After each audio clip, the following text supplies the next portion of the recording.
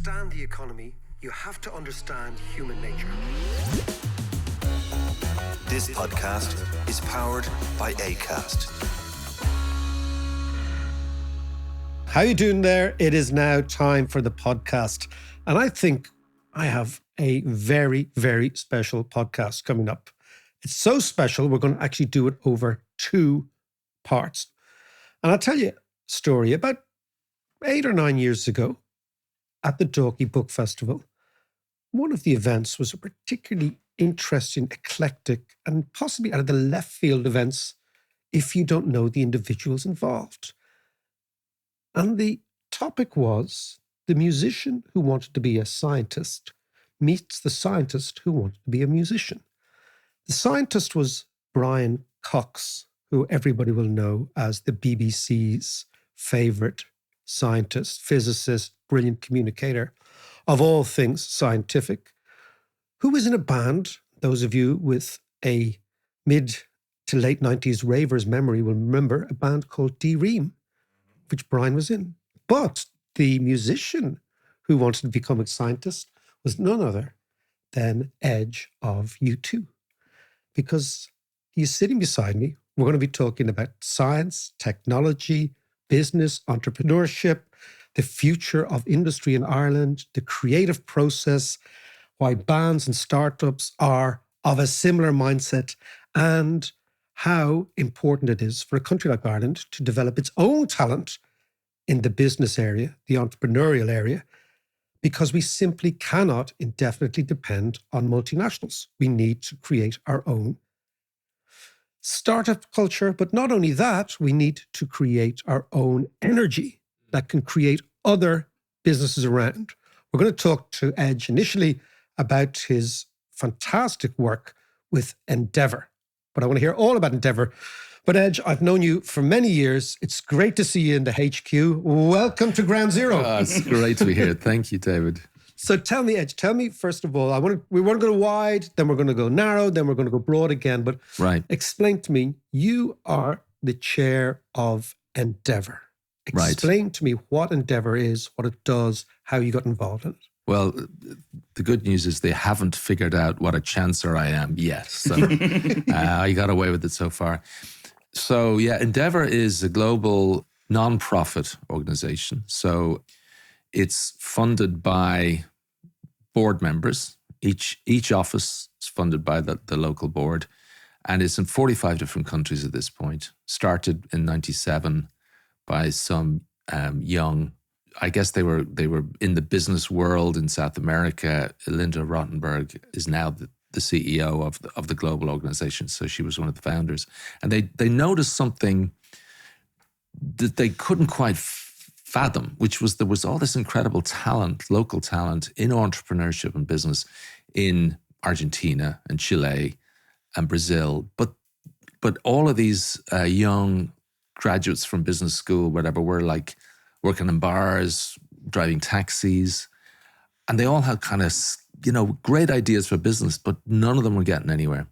And what Linda and her co-founder realized is that what was missing was a network of support, mentorship that existed in spades in Palo Alto and Seattle and New York and LA, but was so missing in these parts of the world that this great talent was basically not going anywhere. These businesses weren't happening. So they started in South America, I think in Argentina, and very quickly they started having big successes where these young, talented business people were getting places and their businesses were growing. So it's become this global network of support and mentorship, particularly for businesses that have already got some traction but are scaling up. They need to make some big decisions, get some big finance in, and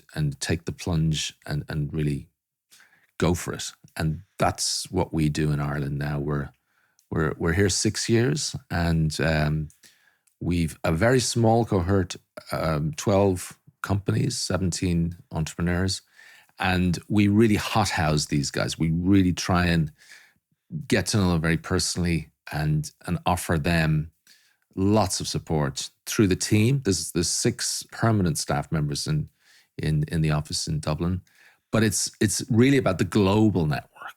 It's about, you're an entrepreneur, you've got a problem, you need to hire somebody. Who's going to give you the advice on the best people to hire? Who's going to tell you what to do if you have a big problem with an investor or something is going wrong? Through Endeavour, you can get in touch with people who are going through exactly the same thing or went through it 10 years ago anywhere in the world, and they're there for you and they'll support you and they'll tell you what to do. So the network is really what Endeavour is all about. It's very powerful. And you talk to the entrepreneurs in Ireland that have benefited, it's really a huge resource for them. So it's almost a resource about kind of not making as well obvious mistakes, because there are things that people do that say, look, listen, don't do that. I did that. We lost a fortune, etc. Do this. So if you're in the Endeavour network, because I want to ask you how we get into it, but then I also want to ask you about the band. I want to ask you about the idea of the creative process in itself, because at the end of the day, I always say that commercial innovation and artistic innovation come from the same place. They come from somewhere deep inside the human mind, which is this urge to do something different, to create something new that wasn't there yesterday, and to tell the world about it, to influence the world, to express yourself. And it comes from an inner desire for self-expression. But before we get there, let's talk about the Endeavour network. If I'm listening to the Dave McWilliams podcast and I'm 20 years old, I have an idea, what's the process whereby I can get involved here? Well, it's quite a high bar to become an Endeavour entrepreneur, because we want to basically support those businesses that have the potential to scale up, that have the potential to go global, and really kind of are, these entrepreneurs are swinging for the stands. They really want to get somewhere. How do you judge that? Well, that's I suppose since '97, the Endeavour global team have developed very specific ways to locate and assess these different entrepreneurs. So we have selection panels where basically entrepreneurs who already become very successful will interview the entrepreneurs, will look at their business models, will look at their history and their projections, and will basically vote, if they have the right stuff. And that's done at local level, first of all. So you have a local selection panel. And then assuming that they get through that, then they go before the international selection panel. And that's even a higher bar. And if they get through that, then they're accepted as Endeavour entrepreneurs. So it's not easy. It's quite a difficult thing to do. And I think that's right, because once you're in, it's like you get all this free advice, free mentorship, and it's a big deal. So you want people. So you want the best to be getting exactly access, which is why there's only 12 companies so far after 6 years. It seems with Enterprise Ireland, they've got like 2,000 companies they're trying to help. But it's the very selective nature of it that makes it so powerful. Because if you have been accepted, everybody knows you're a serious person. Yeah, and it's a serious product, it's a serious thing. Sector. And it's not sector specific, you're any sector at all. Absolutely any sector, yeah. I mean, it's obviously the potential to scale up quickly over the last decade or more. It's leaning towards technology, because that's obviously the sector that's seen the most fast growth. Yeah. But we have, all different kind of sectors, from food. We have Sam Denigan from Strong Roots, which is a healthy frozen food company that he recently sold and did very well, to tech companies, to the aesthetics business. We have Therapy, who are rolling out clinics around the UK and going into the American market. Cubic Telecom, which is this great company Barry Napier started, and he also just sold recently. And they're the Internet of Things, the connectivity between cars and the internet, whereby if you're in now an Audi or a VW, you'll see Cubic Telecom's software in that car connecting you to the internet for whatever, GPS or finding the local gas station or whatever else. So, huge range. But it's all, the commonality is the entrepreneur. It's not the business. It's, do we think this entrepreneur is serious? Do we think that they can go all the way? Do they have that determination, spirit, and wherewithal to go all the way? Now, it's interesting you say go all the way. This is where, people will look at Edge, they look at you two, they'll think, okay, you guys started, we know the origin story, but it's worth reconsidering. In an Irish band, in a country that didn't create post-punk bands as a rule. And it certainly didn't create bands that ended up taking on and dominating the world, becoming the biggest rock band in the world. When you're looking at entrepreneurs, you're looking at startups, do you see yourselves in it? Do you see similarities? Oh, absolutely. I mean, I think of rock and roll bands as startups. They really, Right. They are. It's the same mentality. It needs the same level of dedication, and you have to deal with similar problems, like the key hires. Like we were lucky enough to get the advice from a friend who was a journalist, Bill Graham, when we were 17, and we said, Bill, we're looking for a manager and he tips. And Bill was really bright guy. He said, well, there's only one manager I've ever met in this country that I think I could recommend. His name is Paul McGuinness. So we sought out Paul McGuinness. We sort of went headhunting for Paul McGuinness. Age of 17. It's age of 17. And we're like, Paul, we think you should manage us. And he's like, really? Well, okay. So Who are you? Who are you? So we brought him to a gig in the Project Arts Centre. And we say these days that Paul McGuinness's very first responsibility as manager of U2 was to get the four members of U2 a pint of Guinness in the pub next door, age 17, which he managed to do. It's with, well, he could get us a drink. Yeah. He's probably our man. Yeah. But that, that mentality of, okay, how do you get the best people to work for you and with you? And it's all about decision making and protecting your vision. And that's what a band has to do. That's what an entrepreneur has to do. But let's talk about more, because again, I think, for lots of people, they're listening to you, Edge, talking about this probably for the first time. Like, you and I have known each other for a long time, and we've sat in bars and Edge would say, we're chatting away, and straight away the conversation goes to economics. Straight away the conversation goes to tech. Straight away the conversation goes to, have you seen this? What's going on? It's something that's intrigued me about our relationship over the years, that you are far, far more interested in economics in a way. Like, you can't talk about music, as John knows, I know very little about it. So it's kind of, it's like, but that idea, again, like, let's say you're a young person, young woman, young man listening to this, do you two desire, urge to go big quickly? Because again, that's what we're talking up. It says the Americans say, go big or go home. Where did that come from? And what can we infer to other young entrepreneurs who are listening to this, and creatives in any area? I think travel gave us an insight into a lot.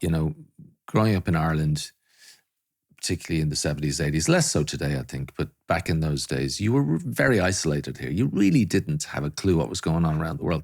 And, our portal to the music industry was Top of the Pops or the Old Grey Whistle Test, two shows that are no longer on the air, but they were, in their day, that was the village pump in terms of what was happening in the world of music.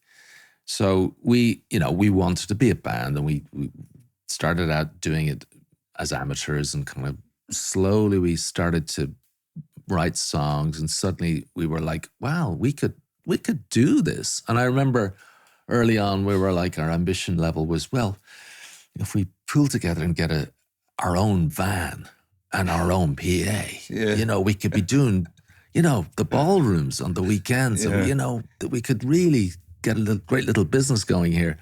But of course, as soon as you go abroad to London, your eyes are open. You suddenly see a whole different perspective. And, that was a huge eye-opener for us. And we suddenly thought, wow, there's a movement in music. Dublin and our friends and our colleagues, we are as good as any of the people we're coming across in London. We're smart, we're as talented. We can do this. But it was that different perspective that was crucial. And I suppose the secret to U2's success really is curiosity and being willing to take advice, but being very selective about who you took advice from. So we're not sort of stubborn. We're very open-minded, eager to learn. Always, somebody out there knows something we don't. We need to find that person to get to know these crucial things that we need to understand to get ahead. So when we went to America, that was the next step along that path, and that was such an eye-opening experience. Head wreck, I'm sure. To go to New York and to see what was going on there. And when we got our record deal, we just infiltrated the record label. We didn't treat them as the kind of evil corporate thing. We were like, we need to infiltrate, we need to talk to them, we need to get to know every person in this organization and pick their brains, find out how this all works. That was a really conscious kind of strategy, was it? Absolutely. Yeah. I suppose we learned early on, anyone who's working in a radio station, anyone who's a DJ, anyone who's a record label, publishing, they all started out basically loving music, which is clearly what we have in common. And they just went that way. Yeah. So we just got to know them. And that really helped us to understand the opportunities that were there and the problems we had to solve. And rather than sitting back and assuming that it was all going to be handed to us on a plate, we made it our business to become students of the industry. And Paul McGuinness, likewise. I mean, so who you talk to is so important.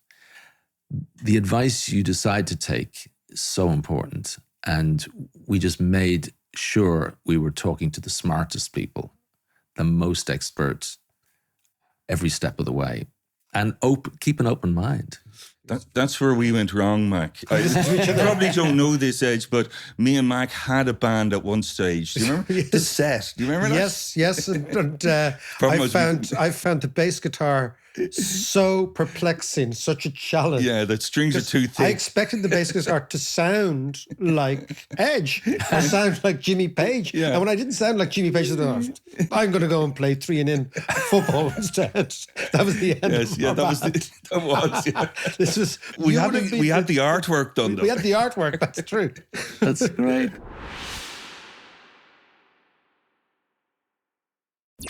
Edge, when I'm listening to you talk about that, I'm also thinking I'm in the position of a young startup entrepreneur that has a product. And everything you say there, taking the right advice, seeking out the right people, understanding bits of the business that you don't think are essential but are actually crucial. Yeah. It's not just about writing songs. It's not just about playing music. Is having seen all this as a young man, is this what you bring as chairman? Is this the urge you had to get involved in Endeavour, to sort of mentor and say, look, I've seen how you can go from, for example, Artane to Madison Square Garden. I've seen that journey and it's not that different. Yes, there's a lot of parallels. And we talk about entrepreneurs being coachable, and that's crucial because, inevitably, there's a lot they don't know, and there's a lot that they might have to change about their approach.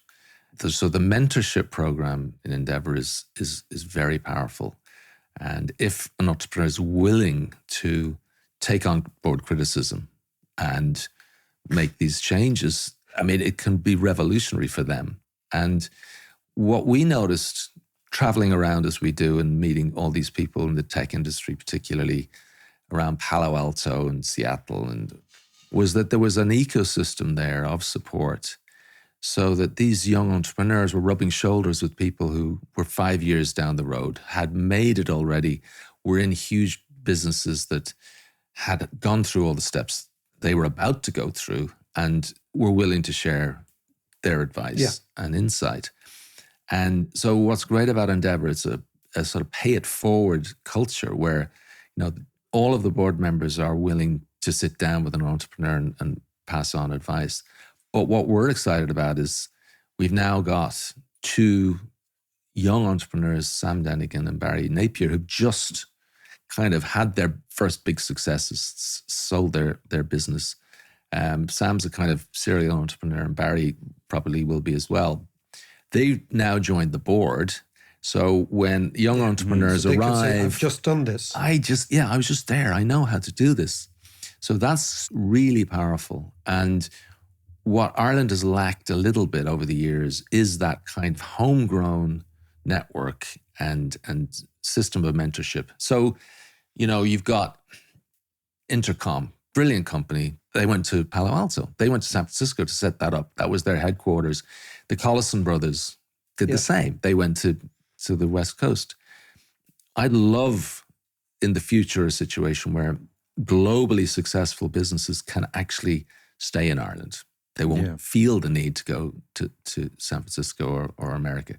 Now, not to say that they shouldn't have offices there, but that they actually have all the support here in Dublin or Cork or Belfast to make a successful business here. So let's explore that a little bit, because one of the many clouds on the horizon are the fact that Ireland has had, almost since the days yourselves knocked on the doors in London, late 70s, early 80s, there's been a transition in Ireland, and gradually, but very, very then rapidly, we became this multinational tech centre.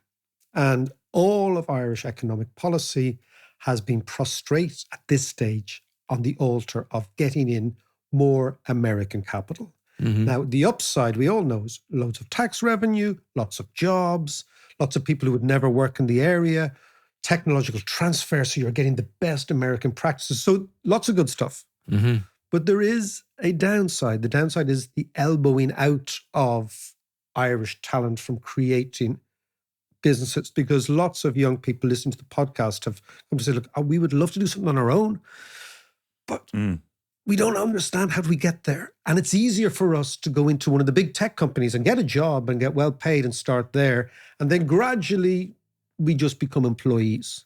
But we want to be entrepreneurs. So, when you're talking about Endeavour now, it seems to me it's now more crucial than ever because of our dependence on multinationals, which may well, as we were just talking about, it's not going to disappear, but it might gradually recede as a potent force in Ireland. Yeah, I think we have to expect over time that situation will change. We're seeing the beginnings of it with the changes in tariffs in America, et cetera. So the reliance on multinationals, I don't think it would be sensible for us in the long run to rely so heavily on them. And it's been great, and we shouldn't feel in any way bad about it. We're like a lot of countries in Europe trying to offer them great incentives to come here. Every European country does so. We have to do it, and we've done it through tax benefits, etc. And we've been very successful at it. And it's a wonderful success story. But what happens next? What happens when they do start to drift away, as inevitably they will? And I think that's why the homegrown support for entrepreneurship is so important. And it's not going to happen overnight. It's going to take a long time. But once it gets to a certain point, it's then self-sustaining. The pay it forward mentality and the networking becomes just embedded in the local culture. And this has happened in other parts of the world where Endeavour have been for the longer run. Yeah. So in South America, you see it with multiple board members now were entrepreneurs early on in the process, have, really kickstarted an incredible mentorship program. And you're seeing it. It's like generational successes. Because I'm fascinated that this started in Latin America. And as you said, people were taxi drivers and barmen and waiting on tables, but they had this dream, but they had no way of getting in. And this is also the thing that always struck me when I was a kid I remember going to Canada in the 80s and going to the States in the 80s to work and having this kind of bizarre eureka moment. I remember being on the underground in Canada thinking, okay, we're Irish. We're not that stupid. The Canadians are not that brilliant. I work with them in a bar. They seem very nice. What is going on here that is not going on at home? that seems to allow these people, when they come together, to do something positive. And of course, it was networks. I didn't understand it at the time. It was environment, it was networks, it was mentors. It's what we call in the old days opportunity. Yeah. And that's what you're trying to recreate here. Right, exactly. I use the analogy of rugby. Like, you think about Ireland in that sport, like, we're absolutely top in the world in rugby. And how is that possible? You know, our 12-year-olds are not stronger, faster, smarter than the 12-year-olds in Romania or any other part of the world. What is it that makes Ireland a killer international rugby centre? Is it because of the coaches, the high school teams, the club teams, the entire system of support and coaching? And you've also got these sort of iconic players that all the kids look up to and go, I want to be him, or her. And that's what we also need, I think, is that pride in our successes. And I think there's a slightly within Irish, culture, there's this strange attitude to success, which I believe is sort of ebbing away. But certainly when we were young, there was always that kind of mistrust of success stories. Oh, absolutely. Yeah. The begrudgery as well. Absolutely. Yeah. And it's sort of like, goes way back. An entire series of podcasts. I know. We could start there. I mean, now we've opened it. Now we're into the deep psychoanalysis of the Irish nation. If you're listening to this podcast, you're not Irish. Let us share some home truths with you. We are lovely. We are great fun. But deep down in the depths, there is a begrudging instinct, which in all seriousness, we have to get rid of.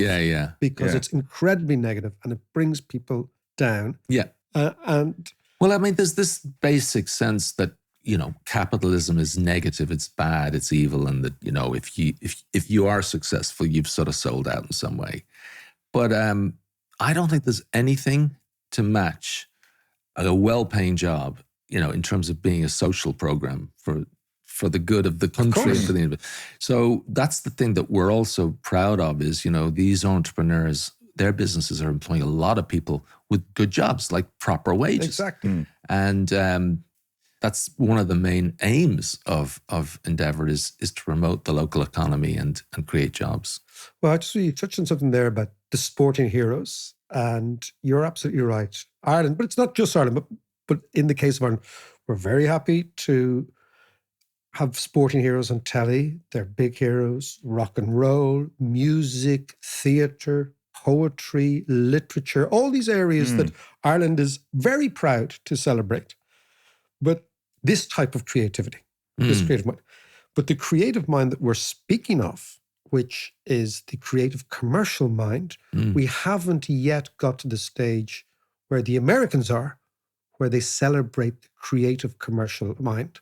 So, for example, if Steve Jobs would have been Irish, your man, he was only good at computers. You know what I mean? Typewriters. He was only good at typewriters. So let's talk about looking at commercial success as heroic for people. That idea, because I think that's part of what you're doing. It is, and we hope that as some of these successes become better known, that they'll be kind of role models and people that people want to emulate and look up to. And what's great about my role in Endeavour is I get to meet a lot of really determined young entrepreneurs, and it's very inspiring. To me, I recognize the same spirit. What they're doing is imagining something that doesn't exist yet. They're trying to build it and make it in exactly the way a rock and roll band would do that for their overall career. But also as a songwriter, it's the thing, you sit down at the piano, you're trying to imagine something that doesn't exist. And it's the same thing that Steve Jobs would have been doing, hatching, in Apple. Like, okay, well, we think people will really enjoy having a smartphone. What's a smartphone? And, we saw all the successes, but knowing Johnny Ive, who for years worked in the design team, there were so many things that never saw the light of day that they worked on for months and months, and just it didn't work for whatever reason. So Apple look to be like this genius company that never get it wrong, but that's because they're so hard on themselves, so selective, that they only ever show you the thing that they are absolutely positive is going to work. But isn't that what like, I mean, it's like a lot of bands in the kind of 80s in Dublin, and there were bands coming out of every doorway and every corner, and only a handful of them actually make it. Yeah. And it's like, I suppose if you're an inventor and coming up with new products and new ideas, you need to go through that process of kind of failure in order to be successful. You know, to figure out the stuff that doesn't work is as important as figuring out the stuff that does work. And also somewhat fearless. Yeah. Be happy in the knowledge that you're probably going to fail quite a bit, but if you just keep going, maintain that resilience and that sense of possibility, then, you know, you really can get there.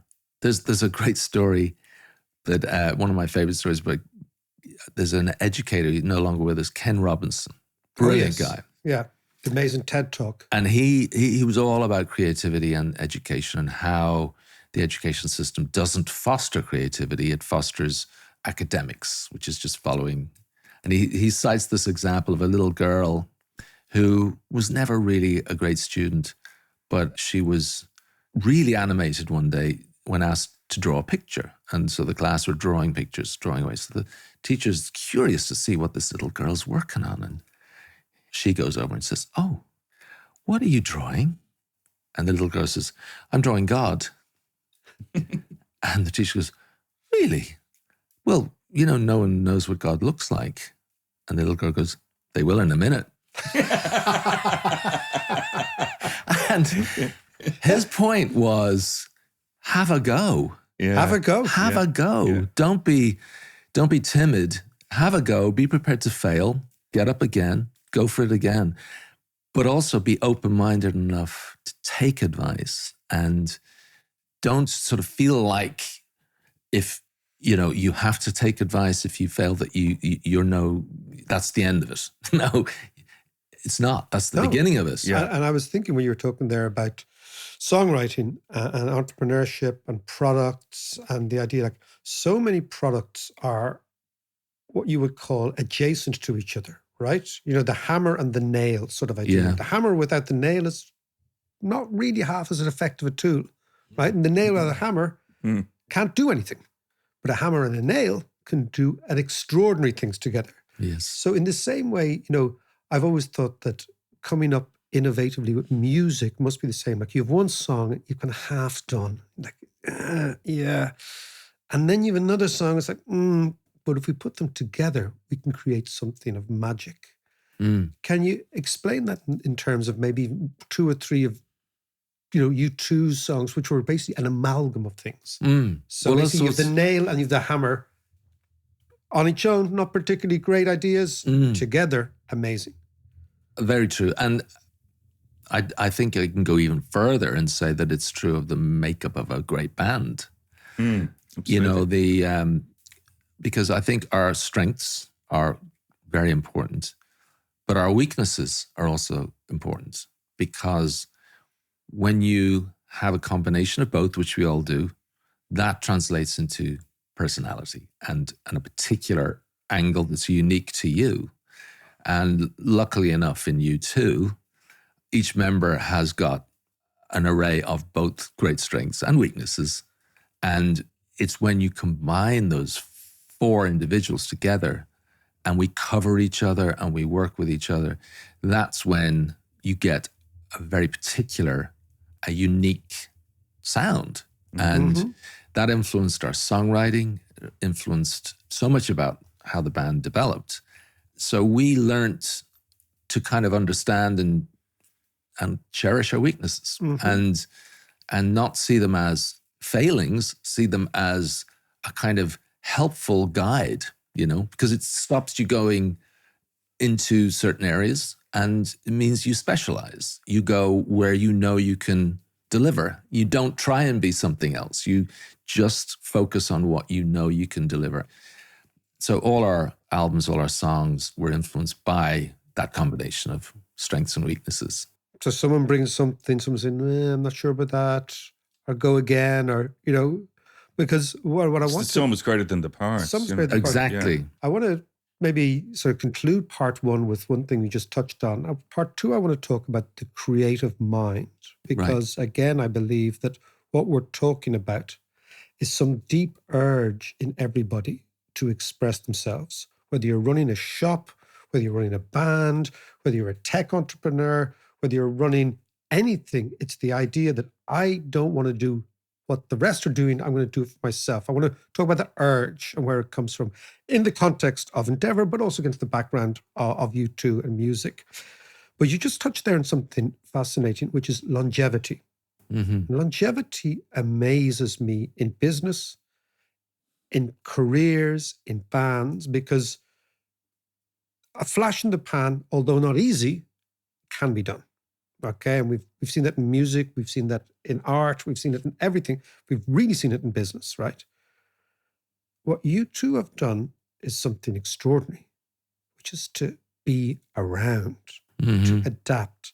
Can we tease that out? Because again, there's a very similar corporate tale to be told for businesses and bands. Because the brands and the corporations that are around for a long time are doing something different. Yeah, I mean, there's so many parallels. I think in our case, it's a kind of irrepressible curiosity and desire to learn and expand into new areas of technology and within the culture of music, and to understand what's going on around the world, and not necessarily ape it or copy it, but try and absorb the lessons of new movements in music. So every U2 phase, you could sort of go, well, I know these guys were listening to then. That was inspiring them. That's how that album sort of has its unique flavor. So not allowing yourself to become a kind of creative silo, something that's stagnant. You want to keep it flowing, keep it constantly being rejuvenated.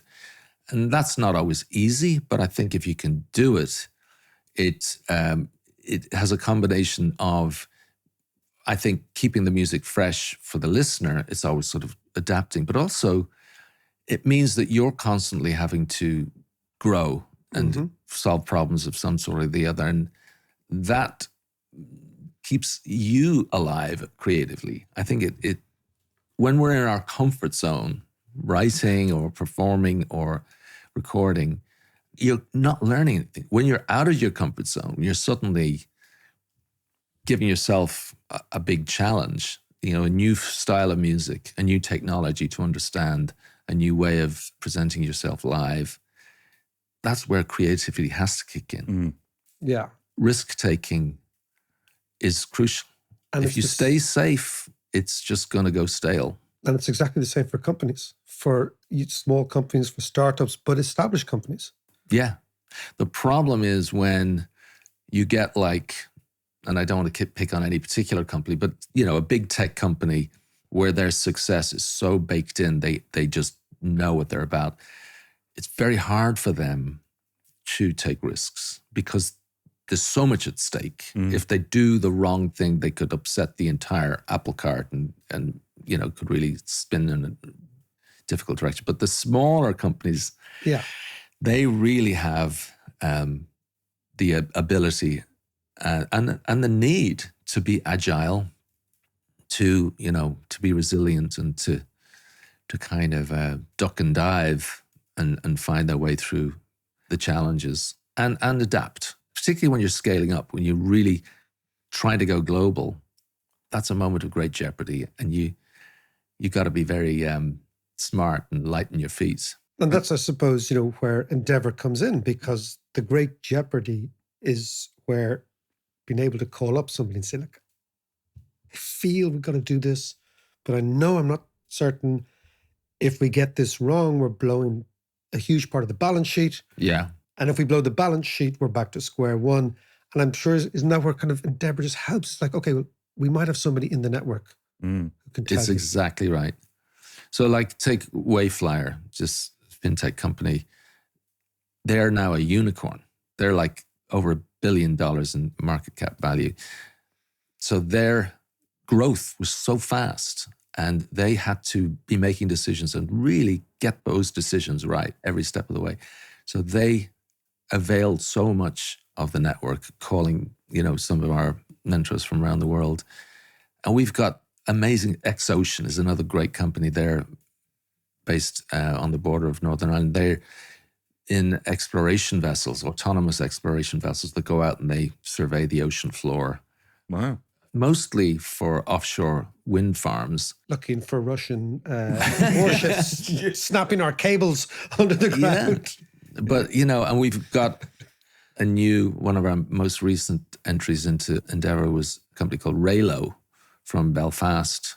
One of the things we are adamant about is we want to be all Ireland. We're not good. We want to look after entrepreneurs in the north as well as we do in the south, and we've done. It has special prominence in this family. Right, special prominence in this family. We've done a couple of programs up there that have been hugely successful, and what's great is we can connect because we're basically not replacing anything that's happening already. We're adding on.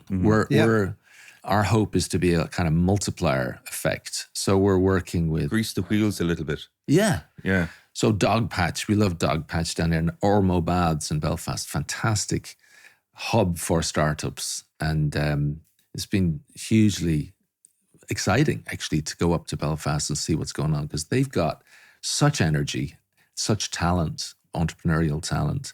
They're a little behind Ireland or in the south because of our kind of the boom of the multinationals being present here.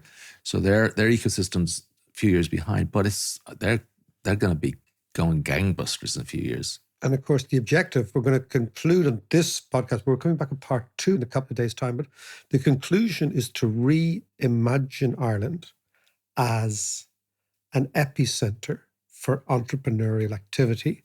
And if you look forward with the world around us, we in this podcast always talk about Schumpeterian economics. That basically, Joseph Schumpeter was this economist who said, look, there's this thing called the constant gales of creative destruction. And what he meant by that was that, and it's very much in the music business, is that, one album may be brilliant. The next album just hits the market and it doesn't work. Right? Nobody knows why.